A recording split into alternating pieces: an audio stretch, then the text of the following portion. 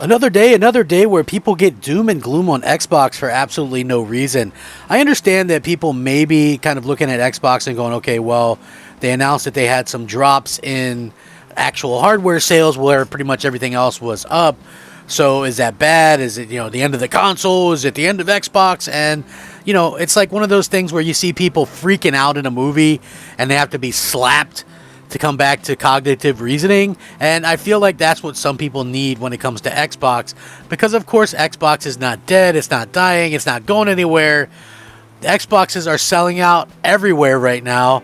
Obviously the Call of Duty stuff gave it a big bump. Starfield looks like it's going to probably give it another big bump as well.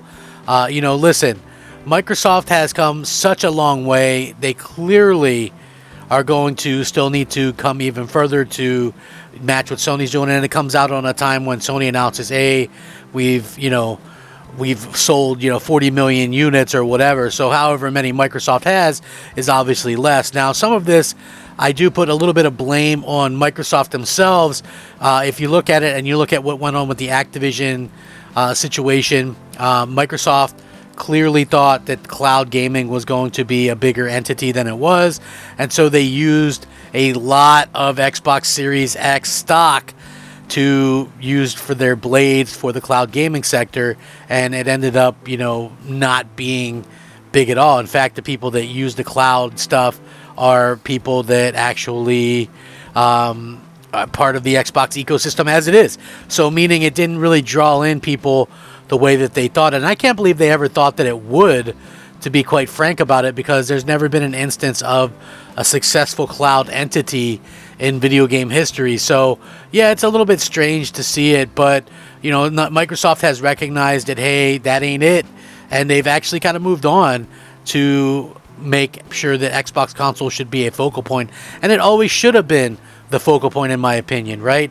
Like, okay, you have this multi-pronged approach, but you don't ignore the platform that gave you meaning in the first place, which is the console, right? If you even go back to the Seamus Blackley days or whatever, you have to understand that the console thing was needing something different from the PC thing to begin with. So you need to have some focus on the console. And the main thing is that I would point out is there's certain games that are going to appeal to PC gamers, and there's certain games that are going to appeal to console gamers.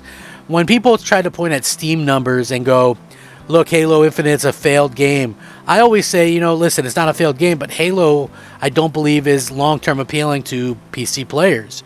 It's made more a lot different for a console audience and a sandbox, and that's what's used to it. So that doesn't surprise me that happens. Similarly, when you see something like Age of Empires or tactics games, those don't do well on console because they're mainly made for the PC crowd, and console gamers couldn't give a less crap about them. So I look at it, and these things go both ways. But it's not all doom and gloom as far as I could tell. Xbox sales dropped 13%, but Game Pass hours played were up 22%. Microsoft just reported its earnings for quarter 4 2023. Unusually, the fiscal year runs from July 1st to June 30th, and it was a bit of a mixed report card from the company's Xbox division. The gaming division results improved by a thin margin year on year, with revenue being up 1%, which was below Microsoft's expectations. The lower than expected growth can largely be blamed on Xbox Series X and S console sales, which were down 13% year on year. Sales of Xbox Series X and S have been down year on year for several quarters in a row right now, as Microsoft's next-gen console just can't seem to pick up momentum in the console space. Microsoft's Amy Hood also admitted that first and third-party game sales were weaker than expected for the quarter. While it's unclear what third-party games may have underperformed, the first-party game was almost certainly Redfall, which was released in May to piss-poor reviews. That said, as mentioned, gaming revenue was still up 1%, driven by 5% year-on-year increase in Xbox content and services revenue. Given we know first and third-party game sales were down, that means the increase almost certainly came from one source, Xbox Game Pass. While Microsoft declined to supply subscriber numbers, according to Hood, hours played on Game Pass in quarter 4 were up 22% year on year, and Microsoft has been making some moves to increase Game Pass subscribers and revenue recently, including bringing back their classic $1 subscription deal for new users and folding Xbox Live into the service as Game Pass Core and boosting the price of subscriptions.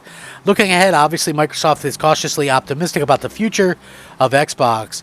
They said the company is expecting mid-single-digit revenue growth and mid to high single-digit content revenue growth in fiscal year 2024. Undoubtedly, the hope is that Starfield will contribute heavily to the numbers. Of course, Microsoft's gaming division will look very different if and when they acquire Activision Blizzard, but it seems they're not counting those chickens quite yet.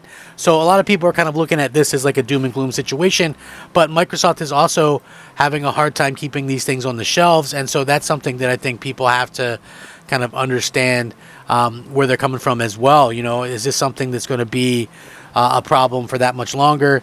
And I think that's where we're kind of at with this whole situation.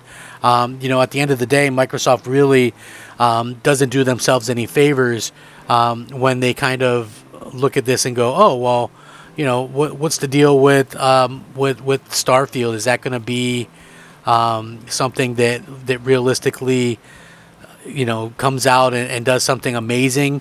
I think that it can be. I think that it's going to do pretty well.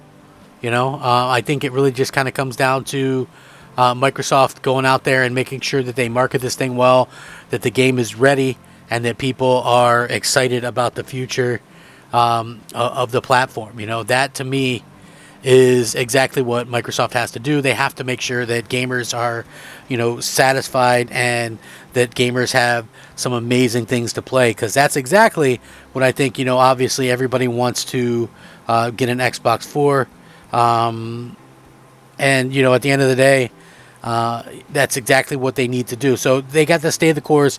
It's not all bad. Yeah, Sony likes to come out and announce these ridiculous numbers and things like that. But, you know, at some point, you know, Microsoft, I think, has to kind of understand that what they're doing is pretty much, you know, that's exactly what's kind of coming. So, yeah, again, you know, it's not doom and gloom. As far as I'm concerned, Microsoft is on the right path, and we're probably going to see a turnaround quite soon. So we'll see what happens. What do you guys think about this? Are you guys depressed about it? Are you living and dying by hardware sales? You know, I would love to know. And again, I would say, you know, it kind of it's a little bit difficult for me personally because Microsoft didn't really have much last year. I think they're going to have a much better year this year. You know, and that's the thing that I think that we need to see before too long. So hopefully we see Microsoft come out of this looking better than ever. I think that's the plan.